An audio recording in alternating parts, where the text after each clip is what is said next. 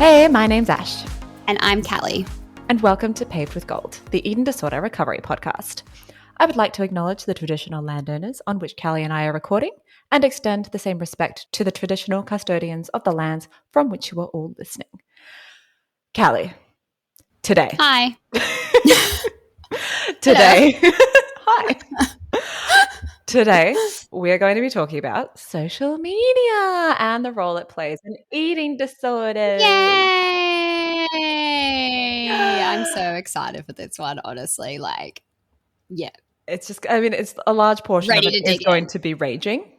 And I'm getting ready. I've had to rest myself so I can have the energy to rage adequately. You had some floor time? I had some floor time to try and recoup, and I'm We're ready. not joking. I'm ready to dive in. No, I'm really not joking. I had to lay on the floor for a bit. I love laying on the floor. Good to go. It is so nice. Just it's the best. It's so this is okay. It's grounding. It's so flat. I know. Yeah, it's totally. Obviously, no, I get exactly what you're saying. Thank Absolutely, you. It's feels so nice on your back, and even though it's hard, it's just nice. No, I'm so with you. Right, I do it all the time. It's my preferred place to lay or sit. Absolutely. Yeah. Awesome. I also tend to just sit more on the floor because that's where Teddy is and I just want to cuddle her. So, and I'm sure it's similar. We have this mat in our lounge room. 100%. We have this mat in our lounge room, and I don't know if you've ever heard of it, Ash, if anyone knows what this is, but it's like a mellow mat. So it's like a memory foam mat. Oh, and it's I think my sister has one. Oh my God, got targeted hard by ads, and then I caved one day and bought one, and it is the best purchase I have ever made. It is like literal clouds underneath your feet. What's it called? A mellow mat. Do they make it's a them mellow for mat. Adults? 100%. Oh yeah. I want it's a one. mat. It just looks like a rug for your lounge room. Because I need a rug, and that would be amazing. Please get one. You can literally it is the nicest thing ever. Okay. Not sponsored. It's the best. Not sponsored. I wish I was. But also sponsor. Please do, because I want more. Hello, Neptune Blanket. I'm looking at your website now. Yeah. This is not endorsed. You're going to get targeted by ads. Good. I love targeting. That's how I caved, and it is honestly the best targeting that has ever happened to me because it is the best mat ever. Oh my God, amazing. Okay. It just looks like a normal rug. Yeah, it does. I'm looking at one right now. Yeah. It looks great. And it's it's I don't know how to, it's not waterproof, but it's spill proof. So if you spill something on it, you can wipe it off easily. Well, that has to be for children. And dogs. And dogs, yeah. Fur babies. Yeah. Fur babies and skin dogs. Yeah. As I call them. Dogs. Skin dogs. Someone actually got really offended when I said that once. I'm like, well, tell me when I'm telling lies. Yeah, am I wrong? Anyway, so social media. It's great for targeting your products because they're always listening to you. No, that's what we're talking about. I don't apologize to everybody who listens to this. Then that then gets targeted by Neptune Blanket. But anyway, yeah. Also, if you want to sponsor us, I should earn a commission. It would make sense at this point. No, so before I launch into my mammoth pile of notes, which definitely is not as long as the Minnesota Starvation Study, I checked. This will not be a two-parter. But please tell me your thoughts on social media in general, and then we'll get into it in terms of what it's like in recovery. Yeah. Okay. I mean, that could be a two-parter in and of itself, but what a question. No, I mean, I guess social media, if we kind of center it around eating disorders and recovery, right? So I believe social media can be super helpful, and I believe it can be super toxic, and I believe it has kind of what's the word, morphed as time goes on into different things, and it's covered which I'm sure that you will cover. But I think it can create a really beautiful sense of community in a time of people's lives that is incredibly difficult. Agreed. However, in the same token, I believe that it can be super toxic in that, it breeds a lot of comparison. There's a lot of, before and after bullshit, a lot of, I guess can leave a lot of people feeling invalidated if, they see something on somebody's social media and they haven't experienced that, and, that's not part of their story. And I think it can be super toxic, especially when you have people, I guess not being mindful of how others might perceive things. And I believe it can also be super helpful. That's pretty much And that's what I think of social media. well, that pretty much covers like everything. Boom, And boom, boom. no, but it totally, we're going to get into all of that, especially Yeah. like I'll give a like little roadmap of where we're going to go. But yeah, I absolutely agree with you. Social media to me is, I don't want to say like a necessary evil, because like there are many, many generations who lived without it and got on very, very well. Yeah. But I mean, sometimes did they? I don't Anyway, know. we won't. If you were Anyway, wrong about yep. something, you didn't know as much. You could just live in like complete denial. But in the same token, you didn't have people just jump onto social media and say anything that they like and present it as fact. So there's that side of it as well, I guess. Exactly. But anyway, Yeah. pros and cons. Yeah. But I think like in the super connected world that we have today, like social media is actually quite hard to avoid right now. And I mean, especially in my job personally, I work in advertising, and a large portion of that advertising is social and digital and all of that kind of stuff. Like that's the majority of media spend these days. It's the way forward. Yeah, it's the majority of media spend. It's the most targeted, all that kind of stuff. So it's the most value-based advertising that you can get. So as much as I'd love to just completely remove myself from social media, although I don't even know if I would actually enjoy that. I probably would, but I think it's a good way to like be informed about the world as well, because you don't really watch the. I mean, I don't. Watch the news religiously on the TV anymore. Oh, do you? Yeah. I used to watch, like ABC Morning Breakfast every day, but now I just don't have time. That could be a kids no kids thing. I was gonna say I don't really have the time. Like I'm not really afforded the luxury to be able to sit down in the morning and watch, or even in the afternoon, because I don't have time to do that. Yeah. I mean, I live with a former journalist, so yeah, well, exactly. Yeah, there's that kind of. We have we usually always watch either 7 or 9. We always have CNN on during the day, or MSNBC or BBC News or Sky UK. I usually have Bluey or The Wiggles, so yeah, a bit of a difference. But I mean, social media is used to connect us no matter where we are in the world, which is a massive pro. We're able to express creatively, which is great. We use social media to promote the pod, obviously. And we get to have a look at how people from around the world live their lives, granted a very curated version. Again, we'll get into that. But more importantly, I think the biggest pro of social media is that it tends to bring us together and connects us for the most part. That's its main selling point, right? But unfortunately, obviously, it has its downsides, which we will get into. Many downsides, like fake news, misinformation, comparisons, which we will talk about at length for a large portion of this, scamming, content theft, bullying, stalking, capitalism, all of the nasty stuff. Lots of stuff, yeah. And I also personally believe that it's responsible for breeding a new level of narcissism in a society. But don't let me get on that rant right now, because I don't disagree. Yeah. So it's very much a double-edged sword, and it does actually take people out of the moment of experiencing things, because you're just so focused on looking at things through a phone and just go and touch grass. Go and touch grass. Honestly. I know I always bring in motherhood, like parenthood, into this, but like I see it so often with kids. Oh, that is a whole other thing. I remember watching one time this poor kid was trying to show his dad something and was trying to get his dad's attention. His dad was on the phone, not talking on the phone, just playing with his phone. Yeah. And this poor kid was trying to get his attention. The dad was like, "I'm not now," and just kept being on his phone. And this poor, why? What is more important than and we wonder why kids act out to get attention, in inverted commas. Anyway, we could go into that for ages, but we won't. Yes. But of course, for this episode, we're talking about the world of eating disorders. So we're going to be looking at the specific impacts and roles that social media plays in the development of eating disorders and eating disorder recovery. Now, I'm mainly going to be specifically talking about Instagram in this episode, because let's face it, it's an image-based platform and it's the biggest one we've got, and it projects very specific visual ideas. And of course, TikTok is not without its faults, but we can't cover everything. And I'm also not one with the TikTok. I'm not an expert. I don't know how it works. I don't use it. It's not installed on my phone. Privacy issues, all that stuff. Plus, it does not. I watch a video if somebody sends it to me. I don't even do that. I wait for it to appear on Instagram Reels 2 weeks later. Yeah, same. That is me very. I think this is the first age where a new social platform was introduced, and I just don't get it. So it's very much And a the same with generation Snapchat. thing. I do not get Snapchat. I don't understand it. I don't know why people have it. I don't understand the benefit of it. I just don't get it. Yeah. Like, it's so confusing to me. But anyway, that's probably showing my age.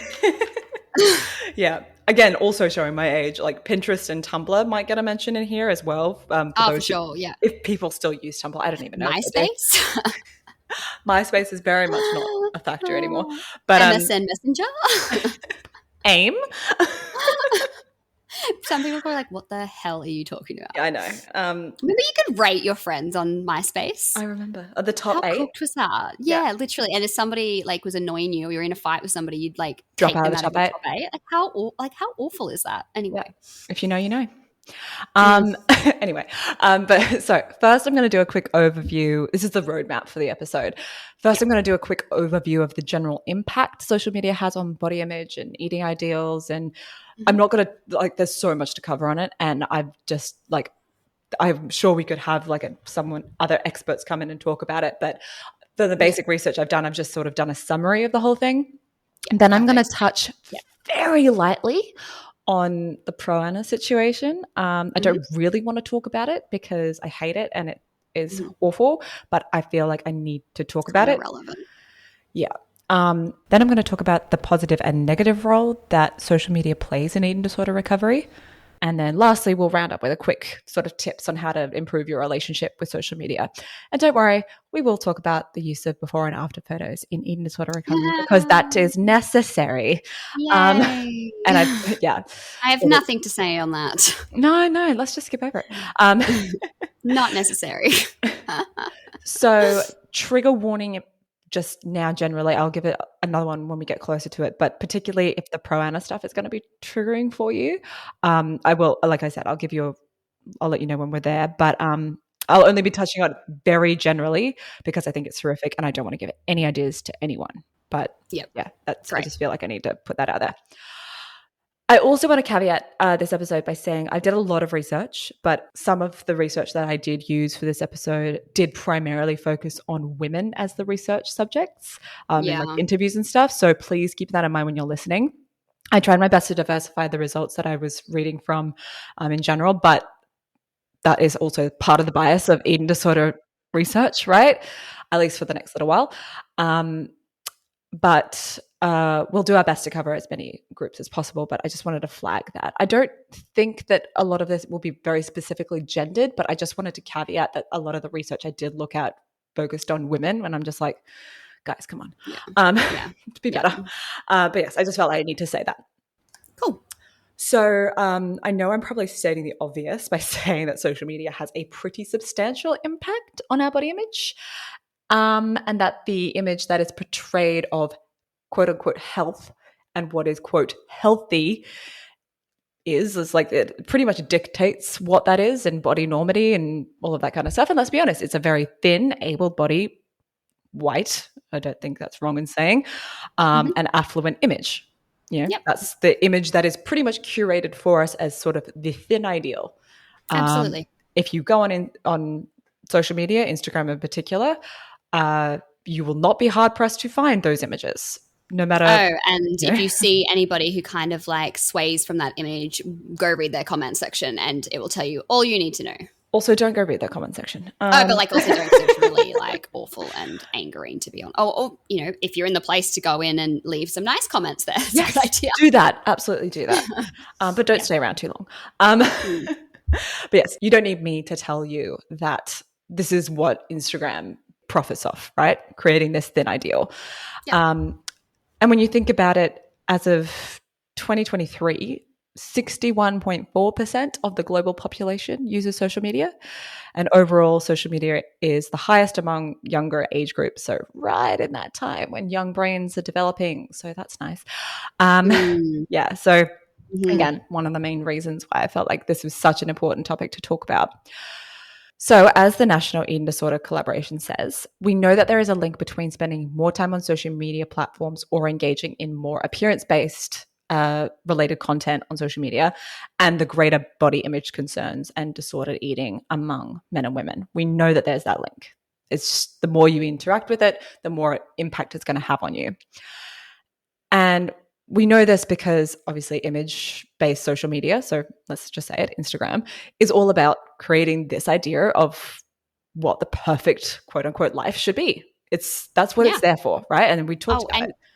Yeah, you think of like social media influencers, right? If you think of like the really successful ones, they always kind of like look a certain way to begin with. Well, in my notes, it says you're skinny, obviously. You always have a full face of makeup. You have your hair perfect. The light is hitting you just right. You've probably just worked out. Wear, right? Yeah. You've probably just worked out. Or you've just been meditating. Your food is perfectly styled and plate-scaped, and that is, obviously you've gotten up at 5 a.m. to write in your journal. Yep, you've done manifestation. You've done gratitude. You only eat whole foods and organic fresh food that probably costs more to make per plate than a lot of people's daily food budgets, against a very aesthetically curated background. Are you getting an idea of why we might have a false impression of people's lives? And you get, and they create this life that just seems so like perfect, but also attainable. Like they make it look like you can have this life too if you do this, and there's always a reason why they create that image, because if you just try selling something, or if they're it's gross. Yeah. So obviously, social media is incredibly curated. Again, none of this is new news to us, right? No. And look, we all do it. Hell, I've fucking done it. Okay, we've all. It's not saying it's always a bad thing for something. Like you want to show, like it's nice to have a place where you can, post about your achievements or put nice photos up or whatever it is. It's not. That's not the issue. Yeah, it's a whole other thing. But like, we can all relate to that moment of like taking 20 photos and we pick that one that has like the best angle. You edit it with filters and effects to make it just right. And then we place this snapshot of our lives into the world with a very carefully curated caption that influences and instructs you on how to interpret that image, which I think is very important. Like the absolute link between the caption and the actual image. Oh, absolutely. Which most people, that's one thing that you can really do, is just to actually analyze, okay, how am I being told to interpret this image, right? But it reminds me of like, when you see like couples or like families post about, like I see it with like a lot of mums sometimes, like they'll post an image of their family and it's like lovely, do that. But like the caption will be like, my husband is like, I love it. Like it is, the best, it's Father's Day, like the best father, the best husband. I'm like, girl, you've told me what he's like as a husband and a father. Like, what a load of fucking shit. Oh my God. I know this one exact example of this. It's all perfectly curated as a perfect family. I'm like, I know this is not what it's like. Right? Okay. Yeah, 100%. Like, I am very, I know exactly I know what it's like, and it's definitely not that. But anyway, yes. One of my favorite accounts on Instagram is actually, and I don't like how, because it's gendered, because it's absolutely not just girls, quote, like girls, women who do this, but it's called Girls with Irrelevant Captions. I haven't heard of that. You can imagine kind of what it's like. Okay, it's like the thirst trap photos of pretty much like being like your butt just full front and center, and it's like this. The caption has absolutely nothing to do with this photo. 100%. Because no one's reading the caption. Well, sometimes I look at people's really successful, I guess you could say, social media influencers, and I look at the photos and I'm like, it's literally just like a photo. Like every single photo is a photo of themselves either in a bikini, working out, which is like, do that. There's nothing wrong with that. Take photos of yourself, like, looking fly as fuck. Do it. But I'm just like, why are people like, what? I just don't get the appeal. Like it's kind of just boring. Yeah. And also I don't want to like make this seem like we're shaming like sex workers either, because that's absolutely not what this is about. No. Or people and their bodies. Do it. Like post what you want. But it's, anyway, it can be confusing. Very much so. Let's be real about it. Anyway. I think it's just really important it's like when you see these images, right? There are apps that are entirely designed to make you look airbrushed and as flawless as possible. Totally. And as someone who works in advertising, let me tell you right now, everything that you see like from a brand or a company is retouched. Absolutely, yeah. Everything. Cars, food, people, animals, landscapes, everything. I know because it's people in my roles that are usually responsible for marking up those images. Like I've done retouching briefs. That's like part of my job. I hate it, but it is part of it, you know? Yeah. It's a reality. Yeah. It is. But one of my favorite quotes, I'm always with the quotes. I was going to say, I love it. I love it. One of my favorite quotes is, when it comes to social media, you are comparing your behind the scenes to other people's highlight reels. And Absolutely. That's exactly what it is. People curate themselves to be the best version of themselves on social media, but it isn't real. It absolutely is not real. It's just a single snapshot that has been curated and made you and been put out there so that you interpret it in a very specific way. Yeah. But that's what causes this hideous social media like depression, I guess, or like comparison, really. Like, this defeatedness. I don't know if that's the word, but you know what I mean. But like, this constant comparison of yourself to this highly edited, highly curated, false ideal. And you do not need us to tell you that this constant comparison has negative impact on body image, right? Absolutely. Yeah. It's part of like the main causes of poor body image is just the constant comparison, whether you're comparing yourself to other people in real life, to people of family members, to people that you see on billboards or people that you see on social media. It's this comparison is just, it strips you of all sense of joy and self and sense of identity. Yeah. And terrific. Yeah. And in reality, absolutely agree. Yeah. Yeah. So when you're constantly bombarded with these curated images, this starts even subconsciously to warp your reality and makes you think that these images these images that are portrayed all the time, that's normal. It's even if you're not critically analyzing what you're seeing all the time, part of it does just sink into your subconscious. And this, like, you think that is the normal standard in which you need to meet. And that's how everyone else is. And unless you look like that, you need to change and you need to meet these ideals. That's why they're happy. That's why they're so happy. Oh, well, if only I looked like that, I'd be happy. It's not true. It is absolutely not true, because you have no idea what people are going through to look like that. Absolutely agree. And funnily enough, they actually probably don't even look like that. No. Which I'll get into. Literally. Yeah. And I know that there's a bunch of these influencers who post like the no makeup selfies, yet they also take all of these photos, these no makeup selfies with filters on, and they also still edit them. So it's still kind of missing the point, but you know what I mean? Like, it's ridiculous. And when we see these posts, it makes us think, oh, they're just like me. But actually, the content that you're consuming goes through the same rigorous process of editing and screening. So there's still no actual reality based in those kind of even images. Like my fucking favorite one. Not favorite, but anyway. I know what you mean. When somebody like, oh, no, like stomach rolls are normal, and they literally fucking slouch their stomach and like create like just manipulate the stomach to create as many rolls as possible. So, and like relatable and like real bodies. And it's like, oh my God. Yeah. It's like, like, again, there's a maintenance phase on Brittany Dawn. And one of my favorite things is like everyone has rolls when they bend over. And then Aubrey just comes in like, I have rolls when I stand up. I have rolls when I lay down. There is no angle in which I do not have rolls. Exactly right. Like I don't have to manipulate my body for clout. Like, but that's the point. It's okay if you're thin and you create rolls and you bend over. But what if you have them when you just stand up or when you just lay down? When that's the difference. You can only have rolls if you bend over, is what you're trying to tell me. You know, it's curated to the very specific people of people of very particular size, right? It's literally like fucking stupid. But anyway. Yeah. Appearance comparisons are like one of the biggest and most important factors in the link between the use of social media and body image concern. And it is believed to be because people judge themselves to be less attractive than others, as in the people whose content that we are consuming when we scroll through our feeds. You're constantly just comparing the images that you see to yourself. Yeah. And of course, this never-ending cycle of scrolling is only reinforced by the algorithm, because the more you interact with certain types of content, the more that algorithm will just feed, the more of that. Shut up. Yeah, the more of that content that the algorithm will feed you. That's just how these apps works. That's how they make their money, and that's how they're designed. And you click on one post, I don't know, about shower curtains, and then the next 50 posts you see for the next hour are all shower curtains. 100%. Watch, like literally, I reckon so many of you now will have ads come up for Neptune blanket. Yeah, absolutely. it's and again, there's another great quote that I heard, which was, if you are consuming something for free, then you are the product.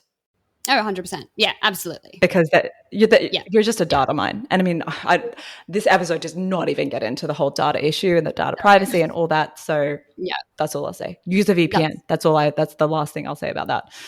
Always use a VPN. And I know we were just nearly talking about something, and I just kind of want to state it very plainly. I do want to caveat that, there might be people being like, well, what about the body positivity movement, you might say. And of course, there's been a great addition to the feed of people challenging this thin normative view. However, we still have so much work to do in terms of fat liberation and fat acceptance and health at any size. And of course, as a slim white woman, I don't feel informed enough to tell you about the histories and the origins of body positivity and fat liberation movements, particularly the racial component of that, and how it was kind of co-opted, as it so often does, by the wellness industry and, let's be honest, thin influencers trying to make money. Yeah. That is an entirely different episode. One I absolutely want to do. And it's hopefully coming. Yes. And we definitely want to talk about that, but only with a guest who can speak to it. I have one in mind, and I hope that she says yes.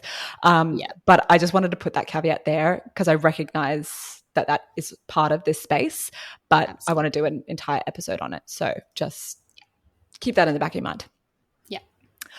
So obviously comparison is one of the biggest factors when it comes to social media and eating disorders, but the other is exposure, right? The average Aussie checks their phone almost every 8 minutes on average. Oh my God. Yeah, wow. Another source clocked it at 85 times per day as of a few years ago, while the average American checks their phone 144 times a day.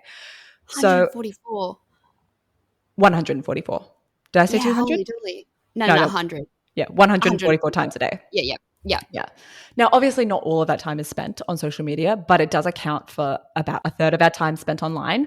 So all of that exposure does take a toll. And each time you sign in and you consume the content, our brains are just reinforcing these comparisons and this comparative behavior. And it's not just other people's faces that you're seeing on social media, it's also your own face as well. When we filter and edit our own faces for social media and then look in the mirror and you see something completely different, or you see that flipped version of yourself, like how many times have you appeared on a Zoom call, right? And it's the mirror image. You're just like, is that what I look like? Exactly, right? Jesus. And yeah, you're just comparing your real face to this fake ideal version of ourselves. And no matter where you see your face, you're just constantly criticizing yourself and comparing yourself to your own sort of distorted version of yourself, as well as you're comparing yourself to other people as well. It's just a mind fuck, honestly.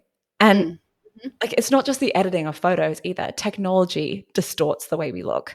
Selfie cameras, by default, are always set to the mirror image. So unless you change it, you're not actually seeing yourself accurately, because we're so used to seeing the mirror image of ourselves and, seeing in selfie modes, in mirrors and reflections. It can really confuse us into thinking our faces are exaggerated in size and symmetry when we see a photo of ourselves taken by someone else.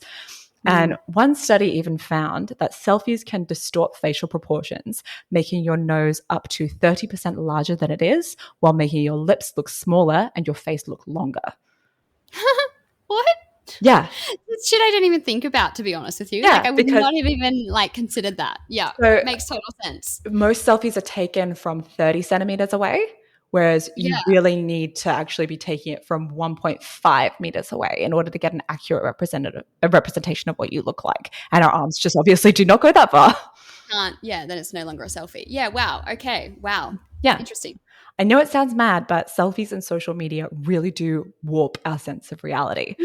And as you can imagine, this has a really horrible effects on on yourself, like poor self-esteem, low self-worth, body dysmorphia, seeking out, and even addictions to plastic surgery, because you get addicted to looking a certain way. And a lot of these things, like lip filler, it needs constant maintenance. It goes away and then your lips start sagging and then it's a whole thing. But then also really other more sinister stuff like self-harm and, of course, eating disorders. Yeah. So social media can cause eating disorders. It's never the sole cause of it, And of course, ED is obviously very complex things and caused by a number of factors, but poor body image can definitely contribute to that, often being a lot of the triggers for a lot of eating disorders, especially if you have a genetic predisposition or you're in a fat body and those kind of things. Like you would always say, genetic loads the gun, society pulls the trigger. Body image Yeah. and social media can absolutely be the thing that pulls that trigger. Totally. It could be the bullying, it could be the comparison, it could be the I don't know. Yeah. Whatever else, yeah. And it's for all the reasons that we just were talking about. It perpetuates the thin ideal. It allows a space and the means for people to openly criticize yourself as well as other people, anonymous or not. And that can honestly have absolutely devastating consequences. Like social media trolls are just absolute like pus sucking, oh my God, gangrenous like, trash goblins. Awful. Yeah. I want to just, awful. Don't bully people on social media. Don't leave negative comments. Just don't do it. It's just don't do weird. it. It's such a weird thing to do. But anyway.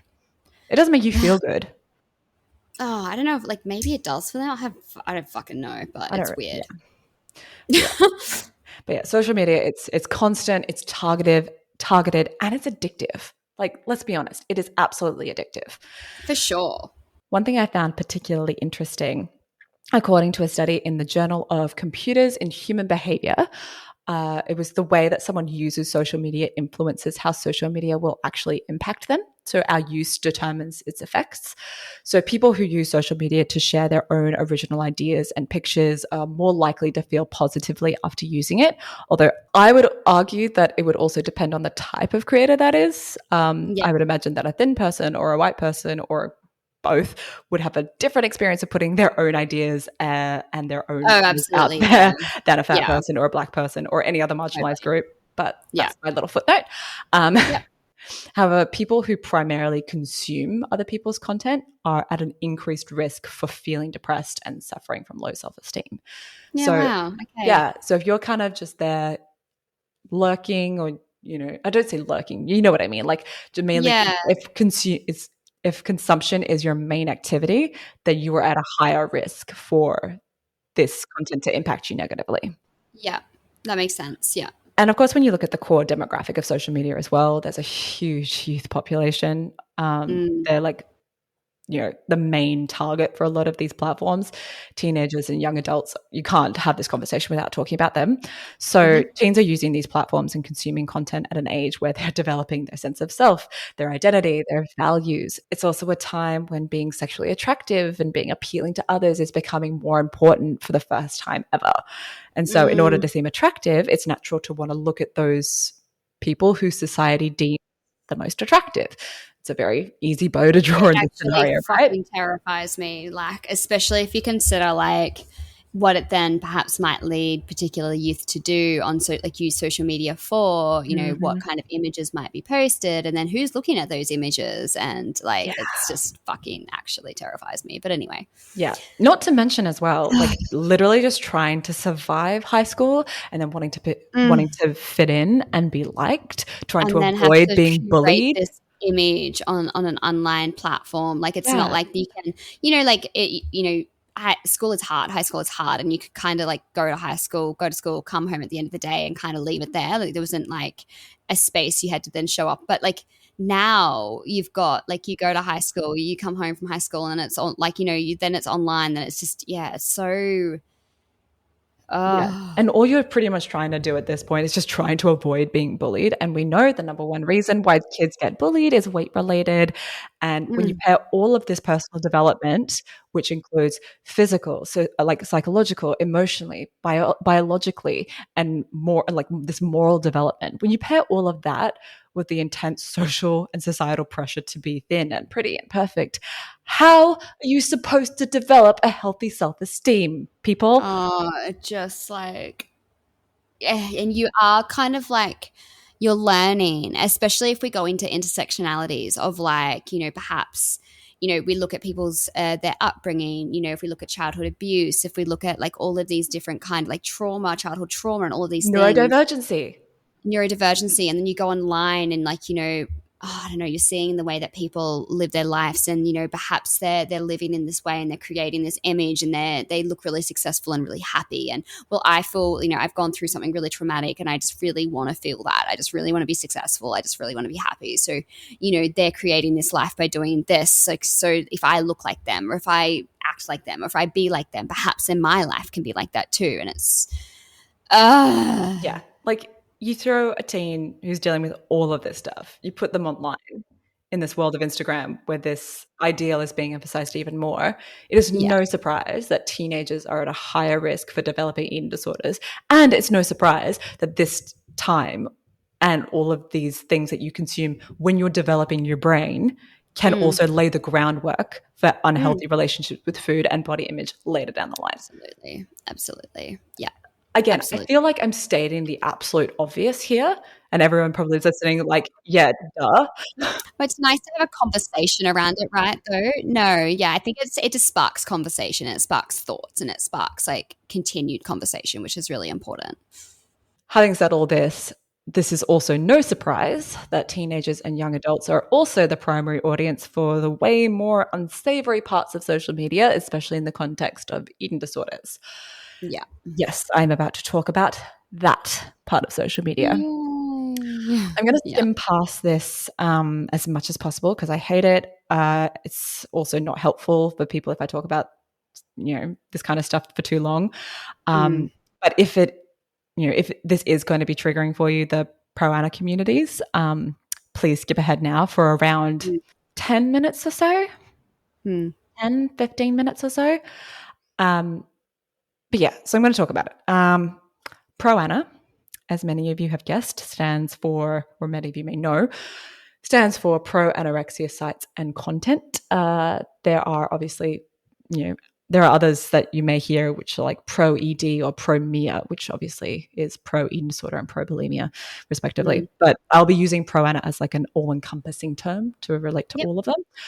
But the rise of these websites actually started in 2001, and they pretty much aim to do the same thing.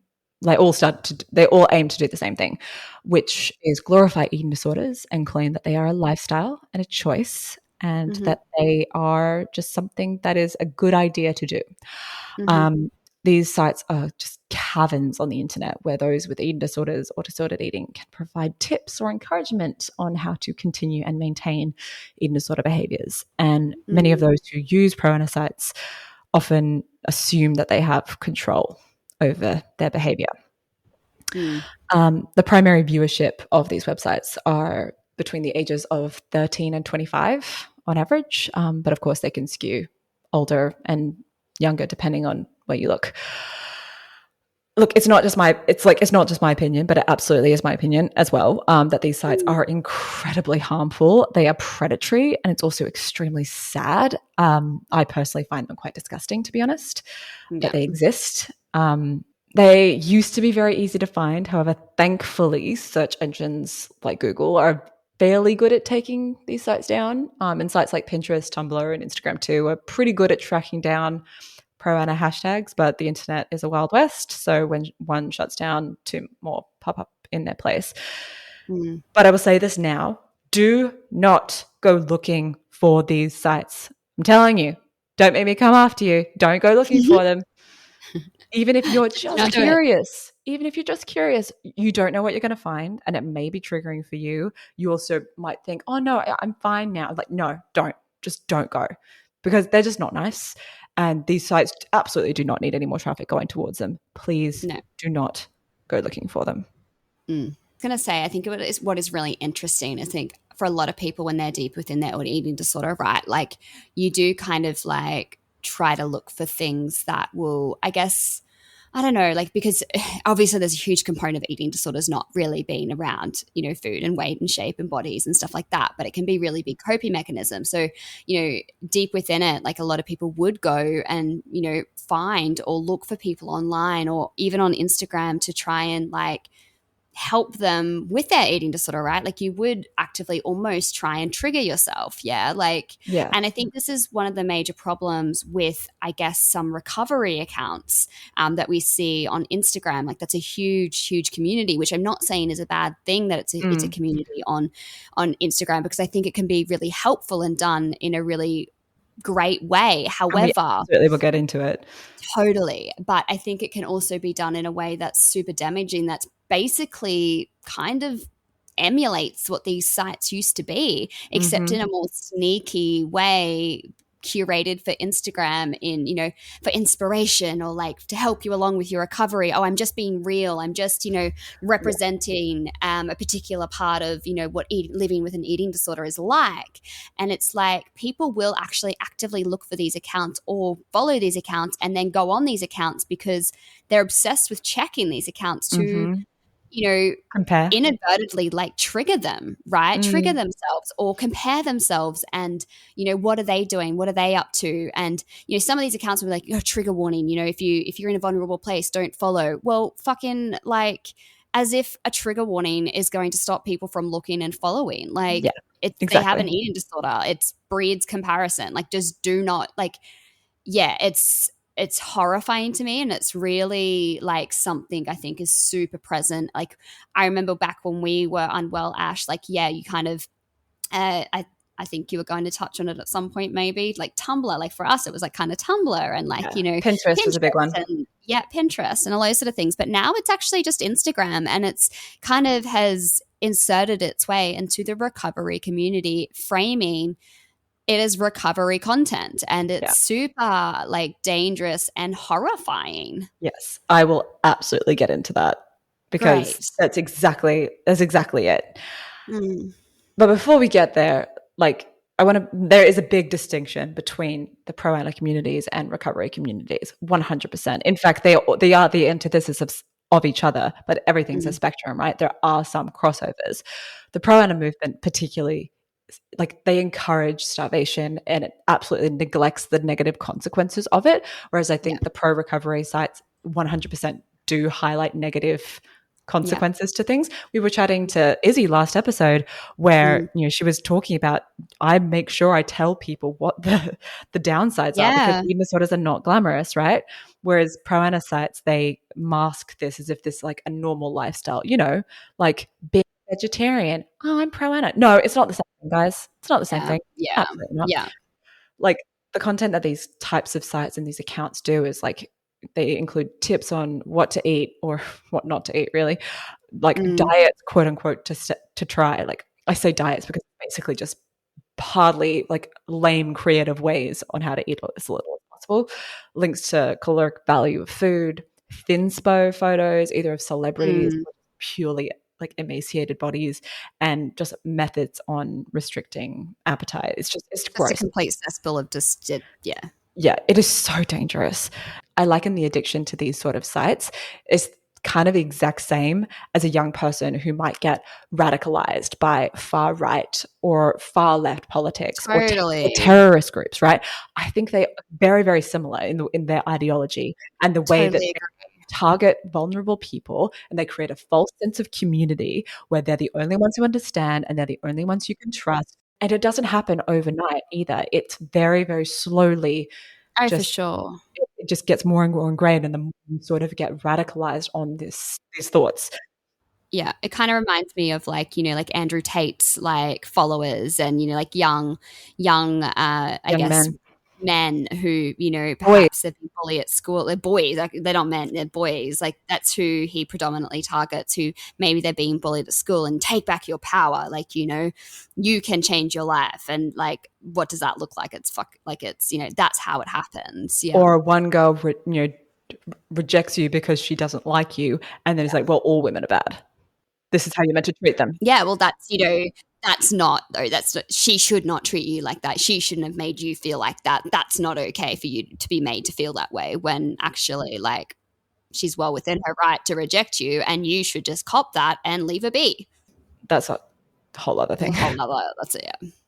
the longer you just swim in this soup of dangerous content, the more you see it, and the more you see it as normal and safe when it's far from it. And these sites are dangerous. And I read a study that I got most of this sort of the information for most of this section, and it reported that those who consumed pro-ana content experienced low self-esteem, low appearance, and self-efficacy. And they also experienced cognitive consequences, such as self-comparison with female images, and further reported the likelihood of engaging in various behaviors and cognitions related to food, exercise, and weight. And these were people who did not have eating disorders. Makes sense. Makes total sense. These are people who did not have eating disorders, and after engaging in this content, they felt more likely to do this. That is how horrific these sites are. Makes sense. And these sites were around long before Instagram was a thing, like I said, 2001. And it all started as blogs and community pages. And then it made its way to Tumblr and then Pinterest. And then, of course, everything started to pop up on Instagram, like you said, under the suspected hashtags, which I will not repeat. And of course, these hashtags are meant that these images could actually potentially reach users who are suffering from or at risk of eating disorders or are in eating disorder recovery. And like I said, social media sites have been doing their bit partly to try and combat this problem. Back in 2012, Instagram tried to ban certain pro-ana and triggering hashtags and also aimed to redirect users to specific resources. However, some argued that this made the problem worse because the more the platforms tried to crack down on this content, the more creative users then had to become in order to sort of skirt around these rules. And have you ever noticed, like, I don't know if you've ever noticed, but I know certainly, so if I think of like my work Instagram, right? So like super, not triggering, like not that at all. And like, I cannot tell you the amount of times I've gotten like a little notice pop up being like, are you okay? Like somebody's reported your content for, and it's like, oh my God, like it's just being used for the wrong thing. Like it's just totally being used the wrong way. And also, how many times have you misspelled a hashtag? Because that's one of the things that they do is they misspell certain hashtags in order to skirt around these rules. Literally. It's just like, anyway. Yeah. Instagram says that they don't allow content that encourages self-harm or eating disorders, and that if you do see that content, you should report it, which I'm sure is all well and good, but I don't know if any of you have tried to report anything lately, but nothing tends to happen. When you get like a notice like 2 weeks later saying like this does not go against community guidelines, it's like, bro, they literally were just like... They literally just told us to kill ourselves. Like, please. Right, I'm pretty sure that goes against your guideline. Apparently not, because, anyway. Yeah.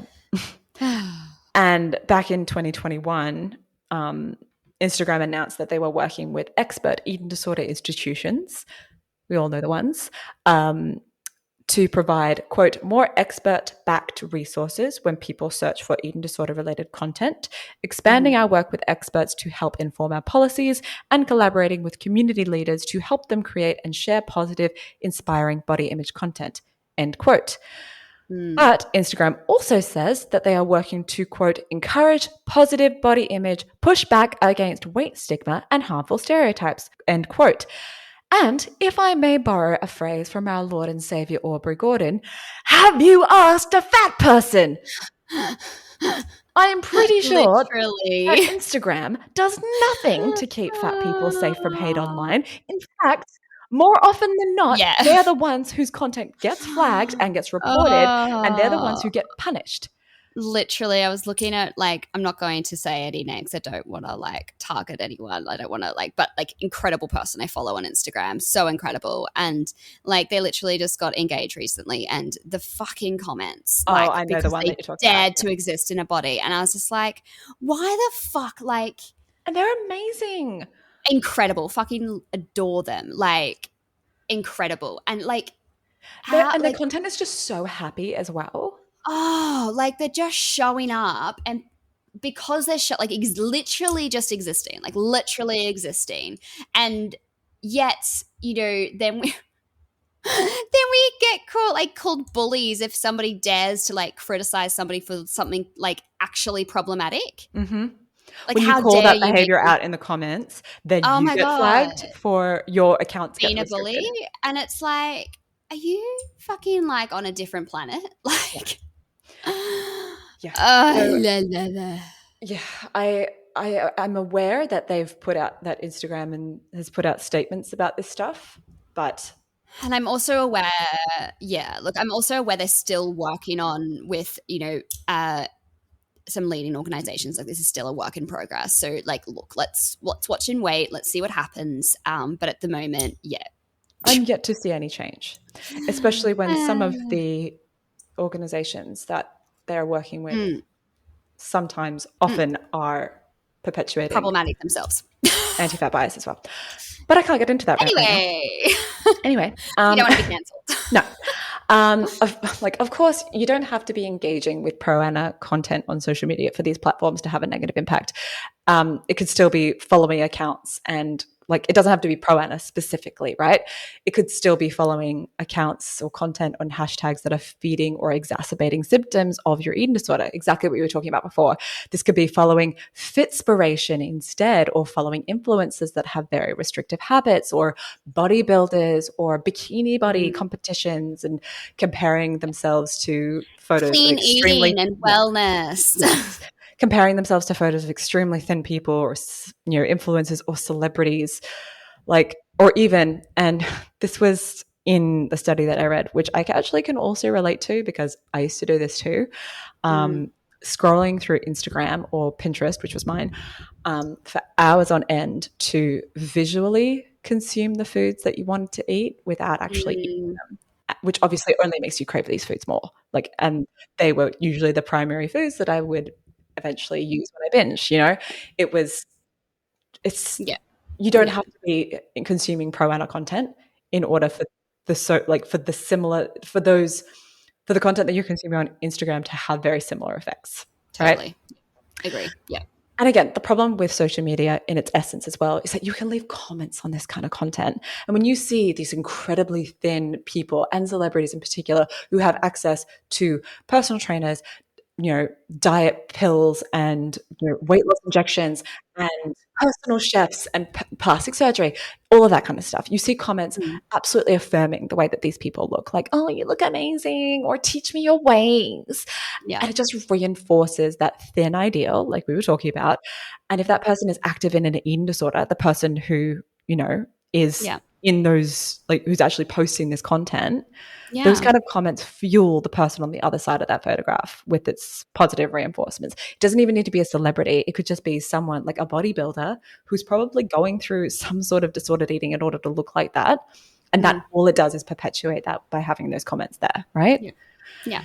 Absolutely. And regardless of whether it's the poster of it's the poster of, or the consumer of this type of content, the constant comparative nature of Instagram is just so destructive for those with eating disorders, and can absolutely maintain a person's illness and fuel them Mm, even further, exacerbating their symptoms. And the yeah. more that you interact with this content, like I said, the more the algorithm suggests it to you, which is Yeah. problematic at best and triggering and dangerous at worst. The explore page is a dangerous place to be when you are Oh, consuming this kind of 100%. content. Oh, 100%. And like, again, like you've hit the nail, you've kind of banged it on the head, like completely. Like, even just like you said, like recovery influencers, right? Like, you go to their comment section and you see this, Mm-hmm. like, oh, like, you're so inspiring, or you're so this, or you're so this, and like, oh my god, you like, this is exactly how I feel. You kind of like sit in the shoes of somebody, like, maybe they don't do that behavior, maybe they, and like, yes, there's an element of like, people can't curate their content to be for everybody, they can't cover everybody's experiences. However, I think we could definitely have a little bit of a think about what we're putting online and how that might impact people. And Absolutely. what how would people perceive this? They look at this and like, there is no real reason we need to be sharing, like, I guess, like, NG tube, like, and like NG tube for like glamorizing these sort of things, or like, going into depth about hospital experiences, or going into Mm-hmm. depth about behaviors, or fucking before and after images. And I know you're going to touch on that, but like, then It's you go into actually, the we're comments. arriving at that Are section. we? So yes, Fantastic, right? because that's Well, all I it's just, really wanted to say about all the pro ana stuff, because I feel even just icky talking yeah, about it, but I felt we just great. needed to touch on it if we were Oh, doing an episode about 100%. this. It's relevant. Totally. Yeah. Like, it's just, and you go into the comment sections of these types of accounts as well, and you read all of these comments of like, oh, I'm so, like, you get me, or like whatever it is. And you're like, oh, I don't do that. Like, now I feel like comparison. And it's just, Oh, and it's so easy to say, well, just don't look at the account. Okay, well, you've literally telling an eating disorder not to look. Do you know what I mean? Like, that's Mm-hmm. just a silly comment to make. Be more responsible online. Also, like we were just talking about, sometimes you can't actually control what content you get shown, because now the way that Instagram is working these days, I get more suggested posts than I actually get people I follow. Absolutely. Absolutely. So now we're going to talk about the large eating disorder recovery community online. And this is actually something that we both have experience with. So I feel that we have a license to both talk about this. Like, I did do some research into it, but also a large portion of this, I'm going to mainly be talking from my own personal experience here. Yeah, cool. And, you know, when I was going through recovery, I had a eating disorder recovery account. It's gone now, so don't go looking for it because it's not Yeah. there. Yeah. But you also documented your experience. And obviously now that account has sort of morphed into advocacy. So what was your experience with Mm, the eating disorder recovery community? I know that we've pretty much already touched on it, but mm. main points. Yeah. Yeah. My personal experience, like, it kind of goes through like a few different lenses, but there was certainly an element of like my experience, like the comparison element, right? Or like the validation element of it, right? Like, Mm-hmm. I feel like a really good question for everybody to ask themselves if they are a part of these communities or posting within these communities on their own accounts is, what am I hoping to get from this?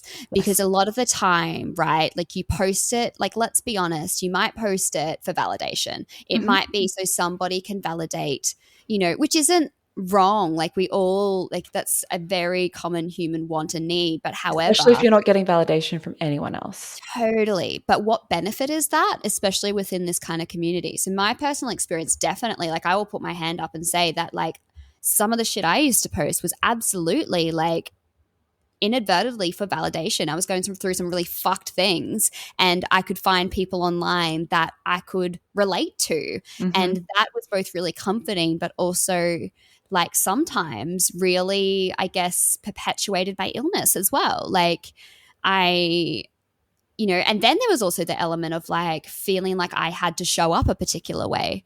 Like if I was doing well and then, something, I don't know, I had relapse or something like that, then it was kind of like feeling like I couldn't be, I don't know. I think it's just going back to your very like beginning of this entire episode of like, it's very curated and it's very like posting what you like. I don't know if you ever did this, Ash. Sorry, this just like popped up in my head. Like No, go posting, for it. like curating your feed, right? I remember I used to just like to create this image of like eating disorder recovery. I used to just fucking literally go out and take photos of like a menu, like something like food out, like at a cafe, and just post it and be like, lunch out. Like, I didn't even like, that wasn't my lunch, like, but it was creating this idea for others. Mm. And like, what purpose would that have served me? Like, it might have served other people, I don't know, but like, do you know what I mean? Like, it's Yeah. pretty, yeah. So I think it can go through, there can be lots of different things with my experiences, but there's definitely the experience that I've met some really incredible people through that space as well, which is, I think that's how we actually originally That's how met, we right? met. Yeah. Yeah. Like a long time ago. Can't remember Very long how time. long ago. That was like fucking ages ago. But It was anyway, a very long time ago. thank God. Yeah. Like I know, right? Mine was a pretty similar, experience, and it seems to be fairly, similar across the board from what I've read.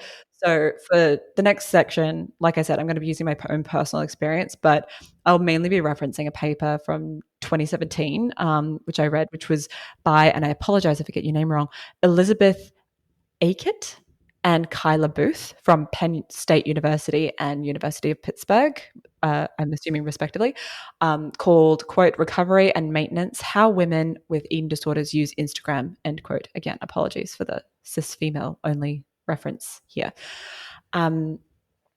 But like you said, I use the recovery accounts as motivation. I did it, especially when I was sort of in recovery more towards the end of it. I use it to track positive progress, have accountability, again, sharing that lived experience so that people know what you're going through, and you do get that sense of community with it. And you'd have people who would encourage you and tell you that you're doing really well and that they're there for you. And even if they didn't know you, they still were there for you in that weird, like this, and it was comforting, right? Sure, absolutely. Yeah, Yeah. totally.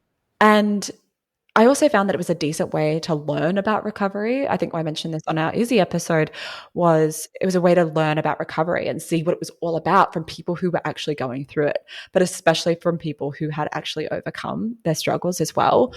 There were Absolutely. posts about people who had really struggled over time, and they were really honest about it. It was like nothing was sugar-coated, and even, you know, but they reiterated how much better they felt having gone through and come out the other side.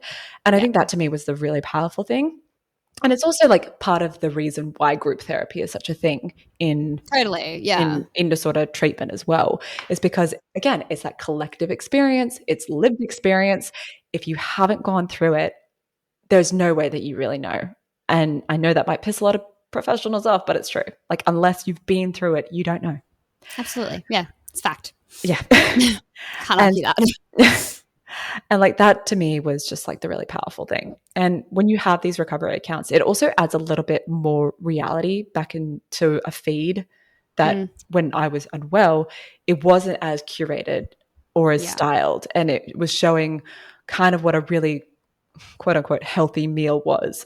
Like there were carbs on the plate essentially, and it wasn't this like, oh, I bought organic zucchini noodles and I mixed it with like, I was like, oh, fuck's sake. Wellness. Yeah. Yeah. But I think the biggest thing, and this came up in the research I was reading as well, was it also just reduced the stigma and increased the awareness of the recovery process. I guess like before you start, you think of recovery as you get whisked away to hospital, it's all behind closed doors, and then you come out and you're done and that's it. And that's absolutely not what it's about. And this was the everyday and the relentlessness and the fatigue. And like no one really gets what that's like unless you're living it. And these people were sort of documenting the sort of everydayness, and even if it was like mundane content, it was like they're going through it too. It looks similar to your days. Yeah. Exactly. And people were saying things that I was feeling, and it gives you the different sort of validation when you're on the other side of it, right? Or like when you're not sort of just cycling in sort of unhelpful thoughts, but more in the recovery journey, so to speak. Yeah, totally. And like recovery is seen as a really scary thing. It's the unknown, and that's terrifying, especially when your eating disorder is keeping you safe and it's a coping mechanism, and letting go of that is just so fucking terrifying. And your eating disorder will tell you that it's this really horrible thing as well. And don't get me wrong, it is hard. But when you can see other people already down the road of this unknown path, it makes it sort of less scary because you've seen someone else do it. And then it might just give you that little bit of courage to do it yourself, or just even ease into it or test the waters a little bit. So I think it's really powerful. So overall, I think there's some great upsides to recovery accounts. And I mean, I've said it before, like my recovery began after I talked to someone about their eating disorder on Instagram, and I reached out to them, and it started everything, right? And lived experience is one of the most powerful tools you can have. Absolutely. But of course, where there's upsides, there's downsides.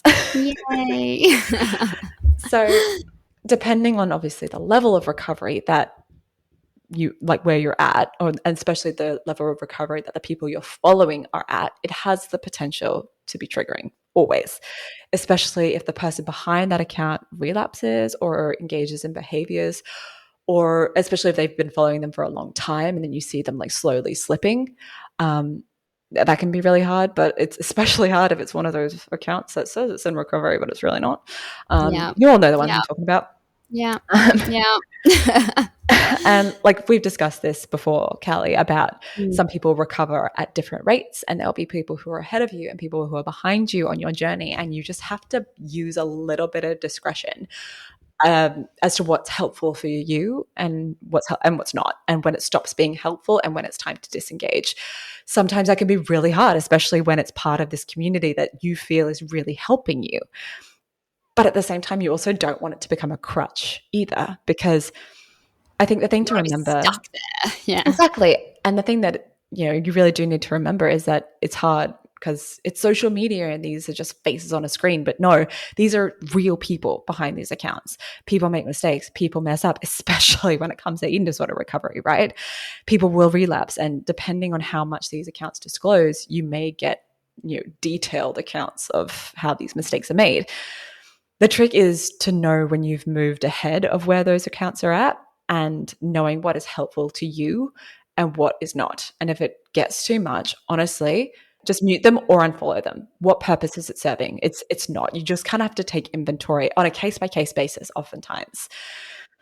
And also I found this personally, which was you also run the risk of you attaching yourself to this identity and this community to the point where it can actually be quite hard to say goodbye and leave it behind. It There is are just your complete identity. Yeah. yeah, because especially when you go back, to the real world, quote unquote, with people who have no idea what you've just been through, and you have all of this new knowledge that you feel very blessed to have, but you also you have this sense of trying to fit back into your old life when you don't really fit into that anymore. So having that community there can be really comforting. So, just make sure that those communities online don't keep you coming back or keep you in this state of just sort of lack of progress, even when you are probably ready to take that step out. Sometimes it can, what you know and what you've been in for so long can be really, really comforting. Well, I think it's the people that you're engaging with, right? Like, yeah, like if they're the only people you're engaging with, then you maybe need to, like, that could be a problem because it's not real life. It's not, your everyday. And it is really important to then, step back into the real world. And, we have to ultimately, it's, part of it is relearning to exist in a world perhaps that isn't meant for so many of us or isn't, is very different to what, whatever. So if you're just surrounding yourself by this one kind of ideal, then it's not really serving the purpose, I think, that perhaps it originally did.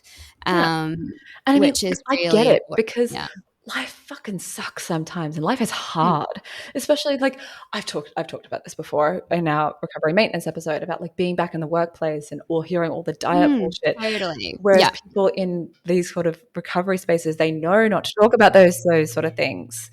It's just like, oh, guys, can you just stop talking about it? You just wish that people just I would never wish eating disorders on anybody or like a recovery on anybody, but you almost wish that they had those experiences so that I think they would know. Yeah, but I think that's the point though, Ash, is that like, and I think we talk about it a lot, like within, a lot of people talk about it a lot within this online recovery community of like which yes, of course, obviously never comment on people's body. It's not a good thing to do. I mean, there's caveats. I have many caveats to that because I don't think it's always bad, but just, just don't comment on people's bodies, the whole, people like don't say to your loved ones, oh, you look so well, you're looking great, you're looking all of these things because, it triggers a person and, the eating disorder, blah, blah. We know that whole narrative.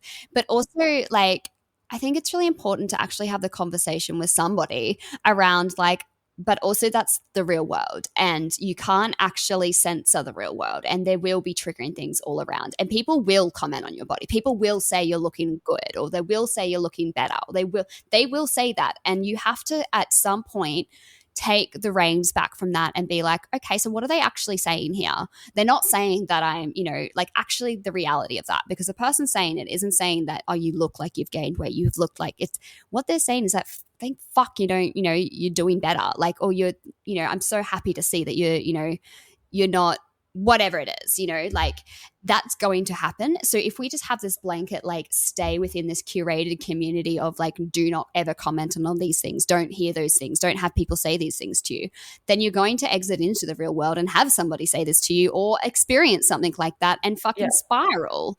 So like you actually have to step out of that and know that, it's not, of course it's not ideal for somebody to make that comment, but it's likely someone will. So you need to actually like have that conversation and step out of that world a little bit because it's likely to happen. Exactly. We can't curate everything. Exactly. Another downside I read in the research paper was that there are people who will use social media to retrain themselves on what is quote unquote healthy and normal. And I don't think I need to explain any further on what's wrong with that. As we've spoken about it for like nearly an hour. But at the start, it can be useful to look at people who don't have eating disorders as a guide for what is normal, but you really can't rely on that too much because I mean, anytime that you're looking for social media for anything normal about what normal people are doing, just don't do that. Like, well, like, and then like you run into the problem of like like wellness culture, right? Like you run into Mm-hmm. that whole problem. And then you run into the problem of like nutritionists and people literally saying whatever the fuck they like, and they do not need to be qualified to say so, but they can present themselves to be qualified to say so. And then if you do a bit of digging, it's like, look at what are they actually, what's the benefit to them saying this? Oh, that's right. They're selling a product. Who's paying them to say this? Oh my God. Yeah. And the last thing I want to flag about the eating disorder recovery community is, before and after photos. Yay. So you and I both have very strong feelings about this. Mm. I will put my hand up, first of all, and say I 100% did this. I'm same. guilty. Yeah. I'm guilty. I did it. Yeah. And at the time, I thought it was a really great thing to do. And I was proud. And don't get me wrong, I am proud of totally. what I've done, of the physical transformation I had and the body I'm at now. Obviously, I'm very privileged to have the body I recovered into. Yeah. But what before and after photos do is they reinforce that eating disorders have one look. Mm-hmm. They have a look. And that is, the before, and that ideal quote unquote before photo is a very thin, emaciated person, which is fundamentally not true, as in case you haven't noticed what we've talked about on this podcast for 15, 16 episodes. And look, I absolutely applaud, and want to celebrate weight gain as in making weight gain normal, especially if that means that you're in a healthier place. Also, not every single eating disorder will require weight gain. Exactly right. Yeah. Most should never require weight loss, just putting that out, but yeah. Yeah. But it also just reinforces the stigma that there is, that eating disorders look in one particular way, and that hurts people who live with eating disorders in general, but it hurts those who aren't like stick thin and like super emaciated. It could people who have an average, body weight. It also especially hurts people who have eating disorders in large and fat bodies. Honestly, it benefits absolutely no one to have this core image of what disorder looks like. Literally nobody. And unfortunately, that's what before and after photos do, is it sets that this is the expectation. But it also suggests that recovered bodies and recovery have one particular look as well. It looks a particular way. Yeah. And no one knows what their recovery body is going to look like. No one does. And there are those who would probably want to post before and after photos, but when they post their, photos of their recovery bodies, which is probably fatter than what people would expect and would like, they get comments like, oh, you looked better before, or you should go back to that. And could you imagine saying that to someone who's just finally proud enough to say, I recovered from an eating disorder, and they said, well, you looked better before. And it happens. Like, it happens all the time. But like bodies change as well. So like, exactly. I think we were talking about this in the recovery maintenance episode, Ash, of like your body is not at, so I'm 32, 33 this year. It is not going to look the same at 33 after I've had a child, the same as when I was, however old, the same as when I was a teenager, the same. So like, I could do it before and after and show my after body, but like my body will have changed since then. So like your body is always changing. So having this like image of like success, like you're also just like fucking putting the finger up to yourself as well. Like it's just not helpful for anybody. Like they're just literally not helpful for a single person. And you might get anyway, right? No. And you might get the like, again, it's another exercise of what is your intention here? What is the intention with this? Because you can be proud of yourself without posting this. You can be proud of yourself and the progress that you've made. Absolutely. But what is the intention for you posting that online? Is it for yourself? It probably, sure, it's an element for yourself, or is it for people to say, oh my God, well done. Oh, I'm so inspired by you. Oh my gosh, like, oh my gosh, oh my gosh, oh my gosh. Because that's just actually not necessary. You can still be inspiring to someone by not posting something like that. Yeah. Do you know what's more inspiring is like, oh, I don't know, like I don't know. I've gotten out of bed this morning and I didn't, I don't know. But like, it's just harmful for everybody. Like, to be honest, it's a blanket no. Like, exactly. And I mean, it's really, Yeah. All it does as well is it just reduces your eating disorder to just purely a physical accomplishment. And it's so much 100%. more And than that. it's actually nothing to do with a physical, like physical anything. If we look Yeah. at what eating disorders are, again, mental illness, usually a coping mechanism. There's so many intersectionalities, so complex. To reduce it down to, I've, put on weight, like that's not even what an eating disorder is. And that's not Mm. eating disorder recovery. It's Yeah. actually diminishing the work that you've done because, like, and do you know what grinds my gears with this is that, I don't know, sorry, you've unlocked me. I love it. Go. Have you seen like those massive, like I follow them, I won't say account names, don't want to be freaking sued or anything, but like massive accounts on Instagram, like with really large followings, like really large followings. There's a few that I can think of who, for the most part, I really like their content, and their content is really like, it's a lot of body acceptance. It's a lot of like mental health related content, body image content, kind of in inverted commas, real content, I suppose, Mm. and calling a lot of different things out.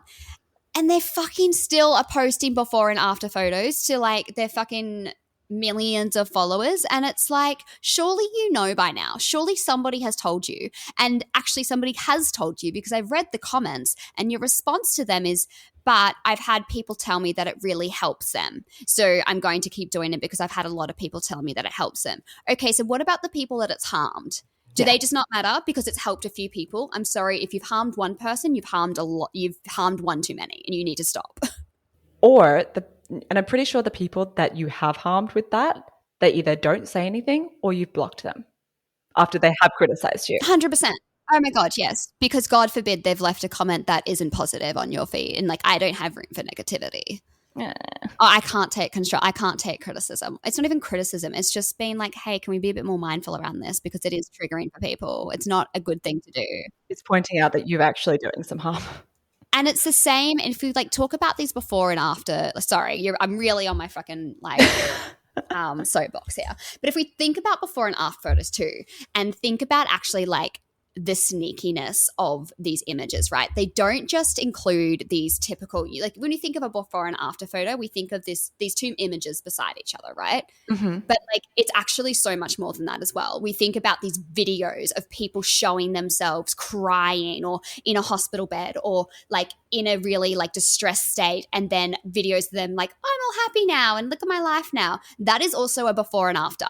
Yeah. Like you are literally using, it's called fucking grief porn because you are literally or like Yeah. you're literally just And it makes it showing. look so easy. Oh my gosh, like, and it's just not necessary. Like, yeah, fucking well done. Like you're happier now. So well done you. But you can display that in other ways that doesn't show you literally crying into your fucking arms or into Weet-Bix or like you in a hospital. Like, it's just stop. Like Yeah. that counts as well. That is a before and after. It absolutely counts. It absolutely counts. Oh, Look, anyway, there we go. post about your transformation in a photo, that's fine. Just focus on the after. And and focus on what that transformation really means. It's not that you got back to a healthy weight for you, although that's great, whatever that healthy totally. weight is Not for you. diminishing that, but yeah. It's not just that, but it's also talk about what it means in terms for your life. You got your friends back. My eyes are bright today. My skin is actually like has life to it. I'm not like waxy or blue or pale anymore. I've woken up today and am not like just daunted by the day. I'm able to like I'm engaging with people. I can go out and do this. I'm studying, or I'm like, you're able to eat dessert in public without guilt or without feeling like someone's going to comment. And if they do comment, then it's fine. Or you're able to keep a stable job. You want to be alive again. Or you are able to hold conversations with people. These are the things that give your recovery value. yeah, I've discovered who I am. Exactly. Or, hey, like, and we spoke about it with Izzy, and we'll speak about it when we do our trauma episode, or I now get to work on my trauma. I now am like discovering perhaps I've got, perhaps I'm neurodivergent. Maybe I've got OCD, and that's the reason for like, I'm exploring these things. I'm figuring out who I am. I'm figuring out the narrative of my life, and I'm actually able to address these things now, because that needs a huge fucking like clap. Like, these are the things that give your recovery value. Don't just deduce what you've been through to a simple before and after photo. You are way more important than that. Yeah. But also, Yeah. if you want to celebrate your recovery body, absolutely do that. I think it's great to see a vast array of what recovery bodies look like and actually look like, because sometimes they're fat, sometimes they're slim, sometimes they're fatter than when they started, sometimes they're slimmer than when they started. But And they also be, change and yeah. or they change, exactly. But at the same time, just be aware that recovery accounts do not owe you transformation pics, nor should you feel pressured to post them Yeah. either. And also Yeah. be mindful that there are some people out there who may never be able or feel capable enough to do that, because when they do that, it just puts a target on their back and they just Yeah. get hate for it. And I also think, like, if you're going to like be in that space posting these things, please educate yourself as well. Please educate you on weight bias. Please educate yourself on fat phobia. And I swear you're just looking over my shoulder at my oh, notes, I swear because to God, I'm like not. I haven't seen them. I swear to God. you're just a But like, savant. It's fine. oh, thank you so much. No, but like it's so relevant, because it's all good and well to be like, this is my story, and yet totally valid. Like, you are allowed to share your experiences and your experience with your body, like all of it, totally. But you need to be mindful and thoughtful of other people. You have to be, Yeah, because learn what like, it's about. absolutely. And it's, do you know what? We live like, we're doing a fucking social media episode. It's actually super easy to go and learn. Like, it is everywhere. Ask somebody. Like, literally ask Ash, please DM us, and we will Yeah, give you damn us. multitudes of places to start. Like, so many places to start. Like, there's no longer an excuse if I don't know, or I can't find it, or I'm not sure, or I haven't learned about that, because it's all at your fingertips, and you get to choose whether you do and you don't. If you don't, then you're being harmful. Exactly. That's kind of the long and short of it. Like, if you are engaging with pro recovery sites or you have one yourself, there are like general rules of thumb to remember. The first is the obvious: no weights, calories, or numbers ever, Mm. ever, Mhm. because that's not helpful to you or the people who follow you. Know when it's a good time to step away or when you've outgrown the space. Mhm. And just also be aware that you may not stay in touch with everyone that you meet on this journey, and that's perfectly okay. Everyone is different, and we say it all the time. Like, I never really truly met you, Cals, until like last year or 2 years ago, because we were both completely different people when we first met. But we're just Absolutely. so lucky that Oh, we're we able had to to. step away from each other, like Yeah, like we've reconnected and stepped away like multiple times, and it isn't until we've both have come to a place and have both been in a place we've been able to connect properly, and now like you're one of my best friends, and that's that can happen for people, but it did mhm. take us being like, oh, what, right now I can't talk to you. I Yeah. can't be in contact with you because it's not helpful for me right now. And that was okay. And there are also some people who I've met along the way who are absolutely amazing, and Totally. they were their friendships will stick with me. But Absolutely. I'm not in contact with them now. Or there are some people who I don't Yeah. talk to very often, but every Mhm. time I do, I love them, and I Mhm. very much value the friendships that we have. But not everyone is going to be one that you can take with you on until the end. Yeah, absolutely. So this leads nicely sort of into our last topic, and we'll do a quick roundup of some tips to help you with your relationship with social media in general. You pretty much touched on one of them, but Mhm. I'll get into main things of it, and then we'll wrap everything up because we've been here for a while. So the first one, which I've already mentioned: unsubscribe, unfollow, or mute. Anyone that's unhelpful, just do it. They won't miss you and you won't miss them. Trust me. Yeah. If you come across content that is suggested to you that you don't like or you think you shouldn't see, click the three dots at the top at the post and say hide ad or hide this post. And you can give a reason. Honestly, like, it's You annoying, can but it literally works. say anything, yeah. When I get weight loss ads targeted to me, I say hide. Why did you hide this ad? It's offensive. That's why I Yeah, I do post it. that too. Yeah, I'm the exact same. It doesn't always work, but Or I put bullying. either way, like, report it. Absolutely report it. It takes a while, but it works. Don't have apps on your home screen, or better yet, just log out of them. Like, if you're really struggling with it, I actually don't have Instagram on my home screens. I have to like, go into my apps to find it. I mean, it doesn't really work all the time, but You it's just something kind of know where they are, but no, I it's make it an extra inconvenient barrier. for myself. Totally. But that way, it just means that you're making a conscious decision to log back in, especially if you've logged out, and it gives you like a stop point, right? Another really good tip, and I do this all the time now. It's one of my favorite things to do. if I ask Adam to take a photo of me, or if I get someone to take a photo of me, I'll get them to take a bunch, like maybe 5 or 6 of them. I Mhm. never check them afterwards, ever. Mhm. I always just enjoy that moment. I've got a photo to remember it by. If I don't like them, too bad.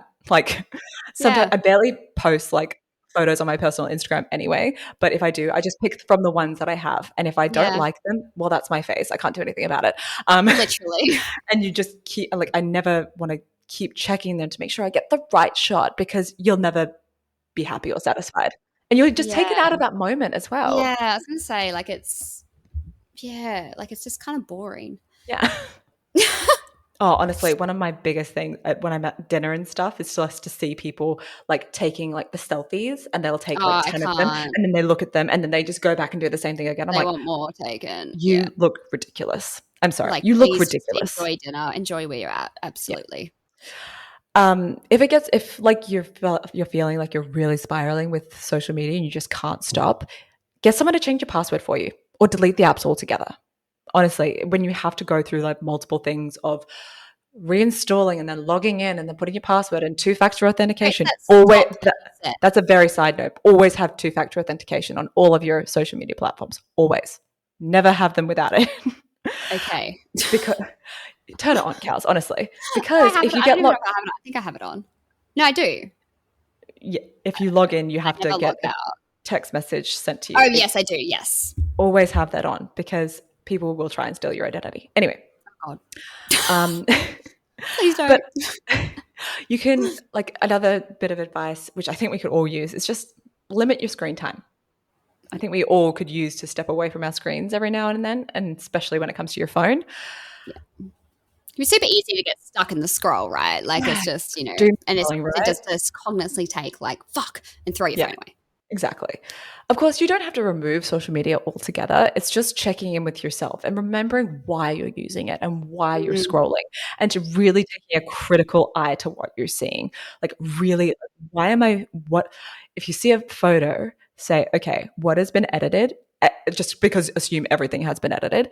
And also think, what is this image trying to tell me yeah, based on the caption, and how I'm like, have your own point of view, analyze and critically totally. analyze the content that you're consuming. Yeah.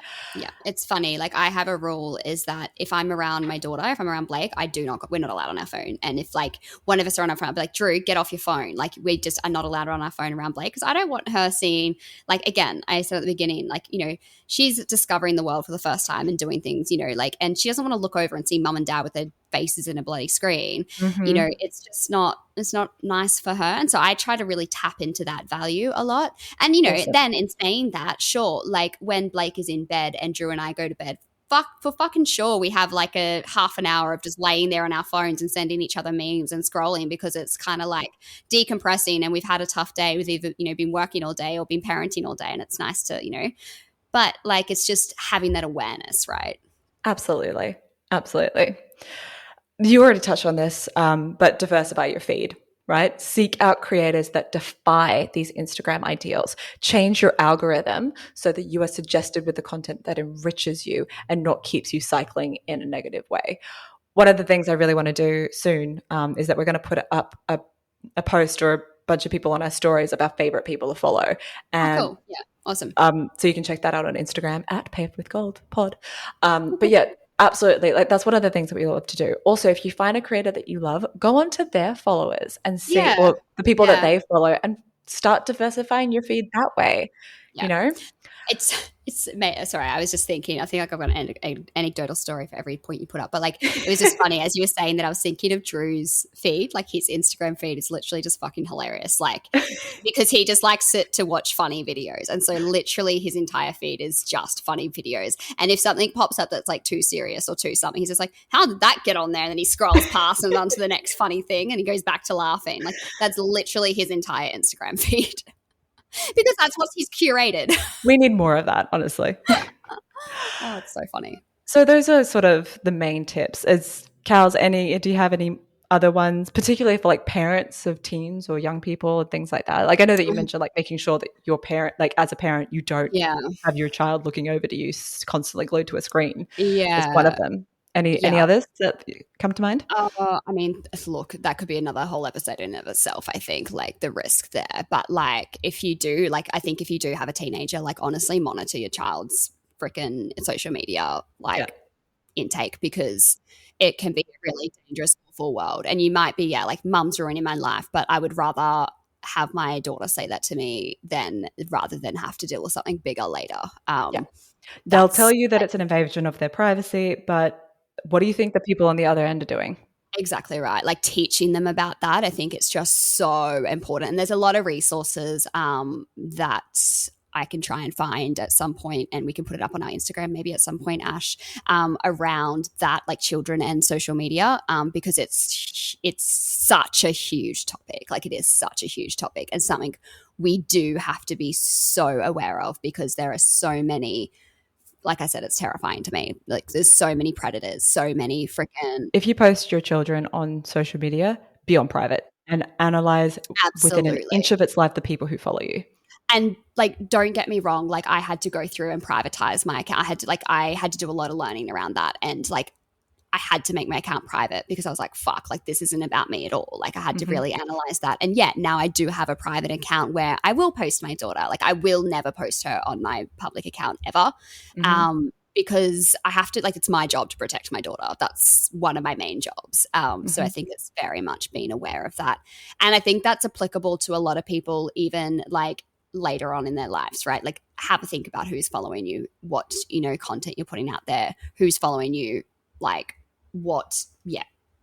don't look up the deep dark web, but like, just be aware.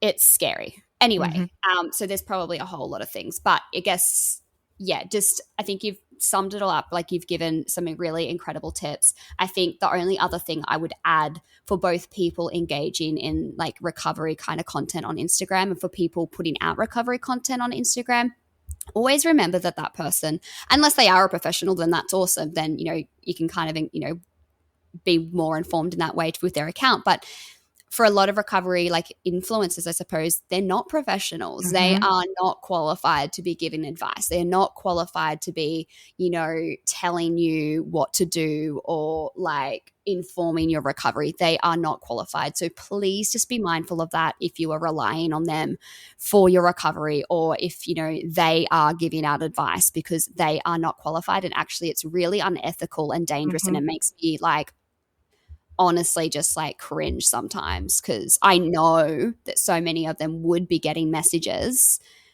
asking for advice, and I know that they would be giving out advice without being qualified to do so. That makes me just so worried. It makes me so mad. And like, anyone who's listened right to the very end of our episodes will know that we have the little disclaimer right at the end. And it, while we do our best to give like well-rounded and, you're obviously a healthcare professional as well. I'm not, but it's, we're just sharing our lived experience. We don't know your personal circumstances, nor do these people on social media, especially if you're talking about an influencer who is getting paid by companies to push products. Absolutely. Their main goal is to sell you something. Always look in the hashtags for hashtag ad or hashtag partner or hashtag sponsored, anything like that. If they tag a product, they have been paid. Makes me crazy. I think just use like good social media common sense is pretty much the long and short of it, whether you have an eating disorder or not. Yeah, literally. And, like you said, Ash, beautifully so many times, it can be a really helpful space. It can totally be a really incredible space. I don't want to take that away from people. And totally. Like, there are a lot of people posting some really helpful things, and there's so much education, so much free education on Instagram. Like, but not everyone is going to have all the answers for you. Absolutely not. Yeah. Make it work for you, because it can be super helpful when you make it work for you. Don't let it do the opposite. Exactly. So yes, I know that was a lot of information, but honestly, as we've discovered, I'll get off my soapbox now.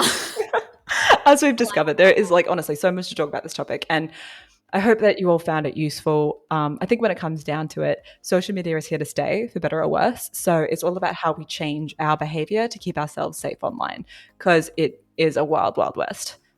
Maybe I've used that phrase twice. It's just because I've been playing a lot of Red Dead Redemption right now. So that's why. I love it. That's all for today's podcast. Thank you so much for listening. You can follow us on Spotify and Apple Podcasts, Amazon Music, or wherever you get your podcasts. And don't forget to subscribe to make sure you don't miss an episode. Follow us on Instagram. Follow us on social media. Yes, this feels so weird to plug the Instagram up. We're like, Instagram's the devil. No, but there's parts of Instagram that is great. We're just part of that, right? Yes, so that's the good part. But yes, follow us on Instagram at pavedwithgoldpod. Send us an email at pavedwithgoldpod@gmail.com or visit our website, pavedwithgoldpodcast.com. All of those links will be in the show notes along with extra resources as per usual. And also give us a little cheeky 5-star rating if you like what you're hearing, because it really helps the pod. Until next time, stay safe. Seriously, stay safe out there. and we'll talk to you. Wild West. We'll talk to you again soon. Bye. Bye. Bang, bang. Pew, pew, pew.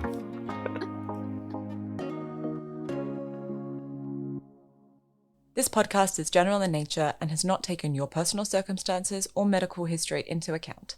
We are here to share our own experiences and the things that we have found helpful throughout our own personal recovery journeys.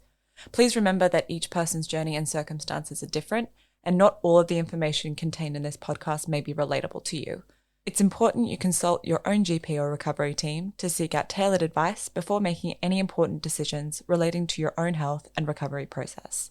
If you have found any of the content in this episode distressing, please contact your care team or a medical professional. If you or someone you know is in crisis and needs help now, please contact emergency services in your region immediately.